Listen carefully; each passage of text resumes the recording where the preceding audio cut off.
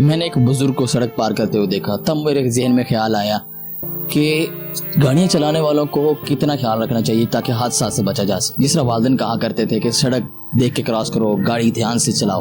अब आखिर ये सब की चीजें क्या हैं? यह है रोड सेफ्टी, और आज रोड सेफ्टी के बारे में हम बात करने जा रहे हैं। रोड सेफ्टी इस वक्त तो दुनिया भर का और पाकिस्तान का बहुत अहम मौजू है, बहुत अहम ज़रूरत है। रोड सेफ्टी से हमारी मुराद होती है कि जब हम सड़क पर ड्राइविंग के लिए इवन पेडेस्टेरियन पैदल भी जब आते हैं तो उन्हें महफूज रहना है। उन्हें महफूज कैसे खुद को रखना है, इसके लिए उन्हें ज़ाब्तों का, कवानीन का पता होना चाहिए कि मेरे क्या राइट्स हैं, मेरी क्या जिम्मेदारियां हैं। तो ये है रोड सेफ्टी जिसकी बहुत ज़्यादा ज़रूरत है। Smile. This is so easy.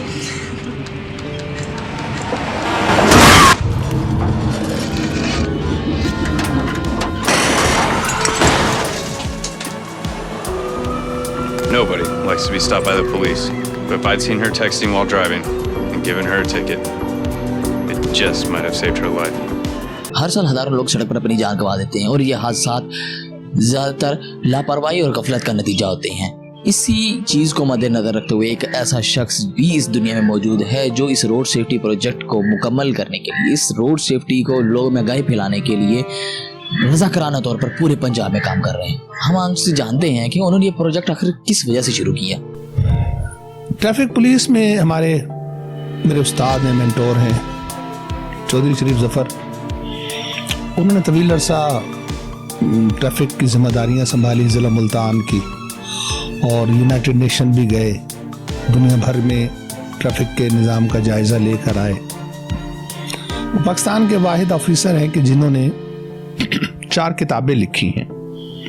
किसी ने ट्रैफिक निज़ाम बारे कोई बुक नहीं लिखी, इवन हमारे निसाब में भी शामिल नहीं है जिसकी ज़रूरत है। तो वो शरीफ जफर साहब मेरे मेंटोर हैं, उनके साथ हम जुड़ गए तकरीबन कोई 20-22 साल पहले।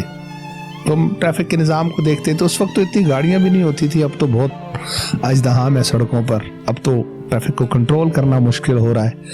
तो शरीफ जफर साहब मेरे उस्ताद हैं जिनकी वजह से मेरी तवज्जो ट्रैफिक निज़ाम की तरफ हुई। और फिर मुझे याद है कि मेरे 3 ऐसे दोस्त जिनके बच्चे, एक का बेटा इंजीनियर बनकर मुल्तान में जॉब कर रहा था, यहाँ एक घी फैक्ट्री शमा बनास्पति में। एक दोस्त का बेटा MBBS के फाइनल ईयर में था। 2-3 दोस्त और हैं जिनके जवां साल बच्चे आंखों के सामने दुनिया से चले गए। तो आप समझते हैं कि माँ बाप पर क्या गुजरती है, और कोई दर्दमंद दिल रखने वाला हो उस पर क्या गुजरेगी। फिर मेरी जिंदगी में अकील अहमद अवान की स्टोरी आई। अकील अहमद अवान फेडरल स्कूल मुल्तान का तालिब इल्म, 8 जून 1995, आप अंदाजा लगा लीजिएगा, अराउंड 29-30 साल का अरसा हो गया। उसे सर पर हेलमेट नहीं पहने था, उसे स्पाइनल कॉर्ड और हेड इंजरी हुई, और वो 29 साल से बिस्तर पर पड़ा है।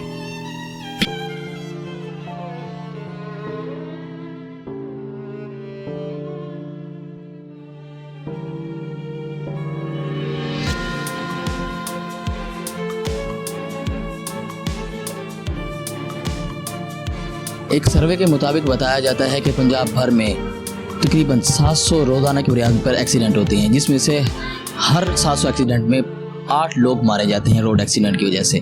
और एक और सर्वे में ये भी बताया जा रहा है कि हर 5 मिनट में एक शख्स रोड एक्सीडेंट का शिकार होता है। इसी सवाल के बारे में हमने शरह के बारे में उनसे पूछा तो उन्होंने आगे से ये कहा, ये बड़ी खौफनाक आदाद शुमार है। मेरे हाथ में मेरी ये नई बुक है, सड़क से बिस्तर तक। ये एक बहुत बड़ी तबलीग है, पैगाम है। जब हम रेस्क्यू 1122 का डाटा देखते हैं तो पंजाब में 862 एम्बुलेंसेस दिन भर और रात को भाग रही होती है सड़कों पर। सबसे ज्यादा उन्हें मेडिकल इमरजेंसीज और दीगर इमरजेंसीज से ज्यादा रोड एक्सीडेंट्स पर कॉल की जाती है। रेस्क्यू के सरकारी अदादो शुमार के मुताबिक उन्हें हर रोज 1000 से ज्यादा मुकामात पर जाना पड़ता है। छोटे बड़े एक्सीडेंट हो जाते हैं, कोई टक्कर हो जाती है। उन 1000 में से 85% मोटरसाइकिल सवार होते हैं जो जख्मी होते हैं। हर दिन 13 लोगों की डेथ होती है पंजाब में रोड एक्सीडेंट्स में। इनमें अक्सरियत नौजवानों की होती है और तकरीबन 300 से 400 लोग डेली सड़क से बिस्तर पर आ जाते हैं। सड़क पर अपने बच्चों के रोजगार के लिए, अपने कामकाज के लिए मूवमेंट कर रहे होते हैं और उन्हें एकदम से ट्रैफिक हादसे की वजह से अचानक से बिस्तर पर मुंतकिल होना पड़ता है। आप सोचे पूरे घर का निजाम धर्म भरम हो जाता है, क्योंकि एक हादसा हमारे समाजी मुआशी निजाम पर कारी ज़र्ब लगाता है। घर की माएँ बहनें, अब बिलफर्ज हम मरने वालों का जिक्र तो करते हैं, ये जो जीते जी मर जाते हैं, जो बेड पर आ जाते हैं, इनके साथ क्या होता है? अगर किसी का लेग फ्रैक्चर हो गया है और वो बिस्तर पर पड़ा है तो उसकी देखभाल की जरूरत है, उसे वॉशरूम जाना है, उसकी जरूरियात का ख्याल रखना है, तो पूरा घर उसके साथ बंध जाता है और वो नफ्सियाती मसाइल का शिकार हो जाता है, खुद भी और पूरे घर वाले भी।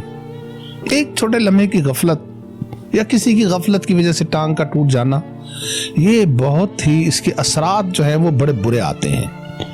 और जब बंदा बिस्तर पर पड़ा हो तो बस वो जो सराइकी में कहते हैं ना, सेहत दी बादशाही हो, फिर याद आती कि यार सेहत तो बादशाही है। मुझे कितनी एक्सेस थी, मैं दोस्तों के साथ जा रहा था, आ रहा था, अब मैं यहाँ बिस्तर पर बंधा हुआ हूँ। लेकिन वो उस वक्त के पछतावे से बेहतर है कि आप पहले से पछता लें और रोड सेफ्टी पर अमल करें, क़वानीन पर अमल करें। और मेरा ये कहना है कि ये जो हमारी हादसात का बड़ा सबब है, इसमें हमारे वक्त की पाबंदी का ना करना है। हमने कहीं 9 बजे पहुंचना है तो हम 9 बजे ही घर से निकलेंगे और फिर जहां लेट पहुंचेंगे तो हमारा कौमी बहाना, यार मैं ट्रैफिक में फंस गया था। ये बड़ा अलमिया, ये बड़ी गहरी बात है कि सबको इस पे सोचना चाहिए कि यार हम अपना थोड़ा सा तरीक़ाकार जो है वो तब्दील करें। अगर हमने कहीं 9 बजे जाना है तो हम 15 मिनट पहले निकल जाएं, ताकि हमें सड़क पर जोर ना लगाना पड़े, हमें जहनी दबाव का शिकार ना होना पड़े, हम इत्मीनान से अपनी मंजिल तक पहुंच जाएं। ये तो अब हमें तैयार होना पड़ेगा। जैसे आप देखें यूरोप में, अमेरिका में घड़ियां आगे पीछे कर लेते हैं 1 घंटे का ना, वो सूरज की रोशनी का फ़ायदा उठाने के लिए। तो हमें अपनी घड़ियों को अब तब्दील करना होगा कि अगर हमें कहीं 9 बजे कहीं इवेंट है तो फिर हमें 15-20 मिनट पहले जाना चाहिए और वक्त से पहले पहुंच जाएंगे तो कोई बेइज्जती नहीं है। तो ये छोटी छोटी चीज़ें हैं जिस पर हमें तवज्जो करने की ज़रूरत है। अच्छा देखें, हम लोग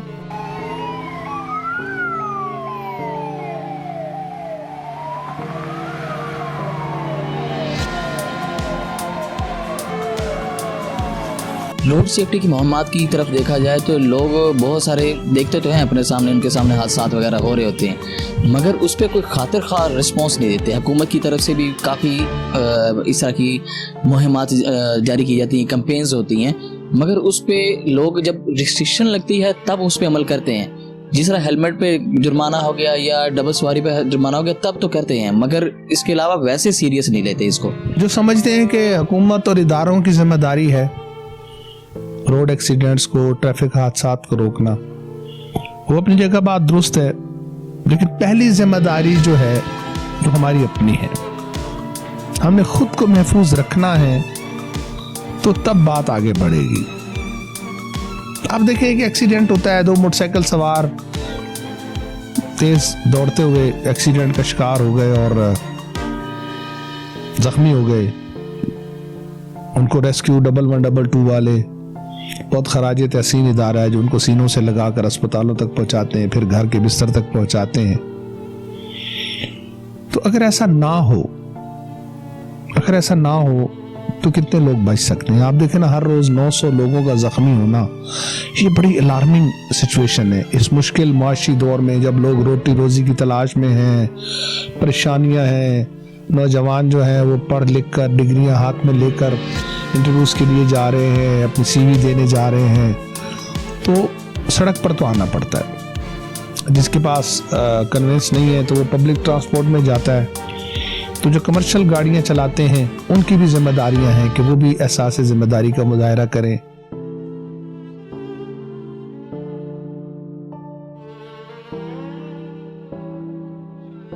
अगर हादसा के असबाब को देखा जाए तो उसमें तेज़ रफ्तारी या दौरान ड्राइविंग मोबाइल फ़ोन इस्तेमाल करना भी बहुत बड़ी वजह है। मगर एक और वजह अब सामने आ रही है कि नींद का ना पूरा होना, जिसकी वजह से बहुत सारे हादसा जन्म लेते हैं। अभी कुछ ही दिनों पहले सिंध में एक शादी के दौरान दूल्हे की गाड़ी उल्ट गई। जो वजह क्या थी कि ड्राइवर की नींद नहीं पूरी थी। उनके पास सवारियां अमानत होती हैं, वो ये समझे कि मेरे अल्लाह ने मेरी जिम्मेदारी डाली है, मैंने इस अमानत को मंजिल तक पहुंचाना है। वो भी अपने दिल में एहसास जिम्मेदारी करें।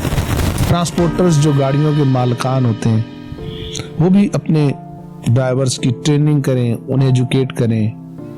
कोई भी नहीं चाहता, अगर मेरे पास कोई गाड़ी या मोटरसाइकिल है, मैं कभी नहीं चाहूंगा कि उसके ऊपर जरा सी लकीर भी लग जाए।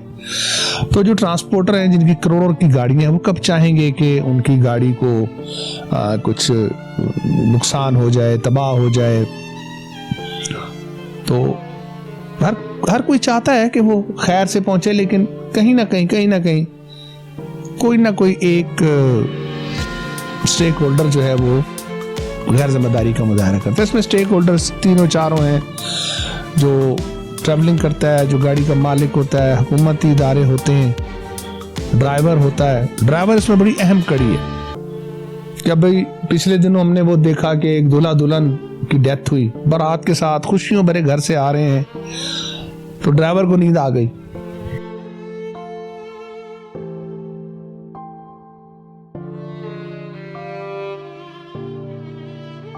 जैसे जैसे वक्त बदलता जा रहा है उसी तरह आबादी में भी इजाफा हो रहा है। आबादी में इजाफे के साथ साथ रोड पे बहुत सारे एक बेहंगम ट्रैफिक हमें देखने को मिलती है। उस बेहंगम ट्रैफिक के अंदर जिस तरह कैंपेन्स लॉन्च की जाती हैं, आगाही फराहम की जाती है, उसी तरह उस आगाही को लोग सीरियस नहीं लेते, जिस वजह से हादसात में कमी के बजाय हादसात में इजाफा हो जाता है।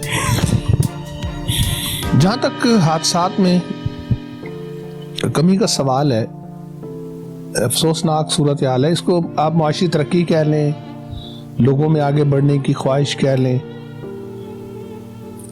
कि जो आबादी बढ़ रही है, लोगों ने पैदल चलना छोड़ दिया है। हर साल 10 लाख से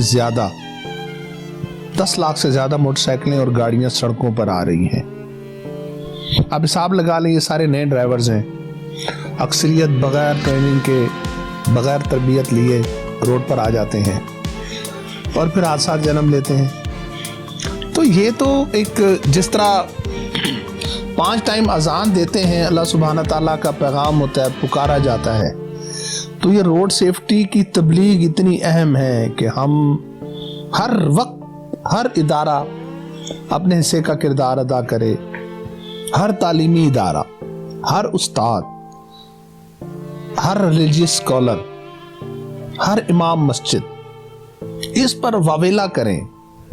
देखिए ना, रोजाना जो 17 लाशें उठती हैं, जो 900 लोग जख्मी होकर बिस्तरों पर आते हैं, तो यार ये तो रुकने में ही आ रहा सिलसिला। जरा उन माओं को जाके देखें, घरों में झांक के देखें, माएँ जिन्होंने रो रो के अपनी आंखें बेनूर कर ली हैं अपने बच्चों के गम में, क्या गुजरती है। फिर वो जो जख्मी पड़े होते हैं, जरा जाके उनसे पूछें उन पर क्या गुजरती है। आज आप मेरा इंटरव्यू कर रहे हैं, आज सुबह से शाम तक 1000 लोग बिस्तरों पर आएंगे। सुबह अपने घरों से खैरोफियत से निकले होंगे, माँ बहनों की दुआएं लेकर निकले होंगे, और फिर उनको पता भी नहीं होगा कि मैं एम्बुलेंस पर आऊँगा। मरने वालों को पता भी नहीं होगा कि यार मेरी लाश घर आ जाएगी। माँ बाप, बहन भाई अपने प्यारों को जख्मी हालत में देखकर कैसे तड़पते हैं। तो इसकी रोकथाम के लिए हम सबको बहुत ही इसको अहमियत देनी होगी। जस्ट ये कि when you are using the road cross कर रहे हैं, तो उसमें आपको अपने हिस्से का किरदार अदा करना है। जो गाड़ी भगाते हैं तो उनको सोचना चाहिए कि fast drive could be the last drive, ये आपकी आखिरी ड्राइव हो सकती है। प्लीज़ इसको अहमियत दीजिएगा, एहसास जिम्मेदारी बढ़ाएं। यार रोड सेफ्टी जो है इसकी बहुत हमारी ज़िंदगी में अहमियत है। जी मेरा तो पैगाम मोहब्बत है जहाँ तक पहुँचे, ये अमन का, सलामती का, तहफ़्फ़ुज़ का पैगाम है। इसमें हमारे जो कॉलम निगार हैं, जो हमारे मीडिया हैं, जो रेडियो है, जो टीवी है, जो चैनल्स हैं, सबसे बढ़कर तालीमी इदारे, एक तो हुकूमत पंजाब को और हुकूमत पाकिस्तान को चाहिए कि अपने निसाब में हम रोड सेफ्टी का मजमून रखें, जो लाजमी मजमून हो। बचपन से ही इब्तदाई क्लासों में पढ़ा दिया जाए कि रोड सेफ्टी क्या है, उसमें हमारी जिम्मेदारियाँ क्या हैं। जो हमारे कॉलम निगार हैं वो वंस इन अ मंथ एक कॉलम ज़रूर रोड सेफ्टी पर, एहतियाती तदाबीर पर लिखें। हमारे जो टीवी चैनल्स हैं वो सोशल रिस्पॉन्सिबिलिटी के तौर पर जो प्राइम टाइम होता है, जिसमें बहुत ज़्यादा ड्रामा देखा जा रहा हो, बहुत ज़्यादा ख़बरें सुनी जा रही हों, बहुत ज़्यादा मैचेस देखे जा रहे हों, जब व्यूवरशिप टॉप पर हो, तो उसमें कुछ लम्हात रोड सेफ्टी का पैगाम दें ताकि लोगों को अज़बर हो जाए कि रोड सेफ्टी क्या है और हमने क्या करना है।